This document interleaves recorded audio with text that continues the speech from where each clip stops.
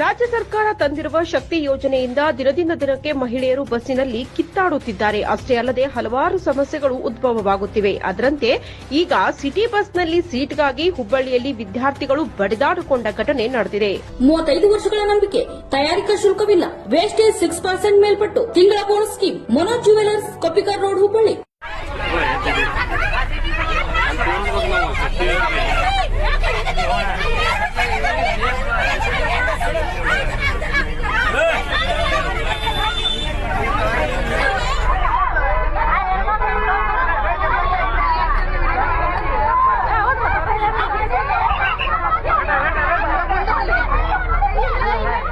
ಹೌದು, ನೇಕಾರ ನಗರದಿಂದ ಸಿಬಿಟಿಗೆ ಹೋಗುವ ಸಂದರ್ಭದಲ್ಲಿ ಸೀಟ್ಗಾಗಿ ವಿದ್ಯಾರ್ಥಿಗಳ ಮಧ್ಯ